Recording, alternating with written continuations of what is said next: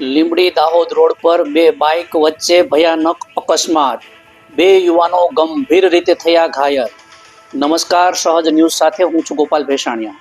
દાહોદથી અમારા પ્રતિનિધિ વિભા વૈષ્ણવ પાસેથી મળતી માહિતી મુજબ દાહોદ લીંબડી રોડ પર આજે બે બાઇક વચ્ચે ભયાનક અકસ્માત સર્જાયો હતો। આ અકસ્માતમાં બંને બાઇક ચાલકોને ગંભીર ઈજાઓ પહોંચતા ઘટના સ્થળે અફરાતફરીનો માહોલ સર્જાયો હતો।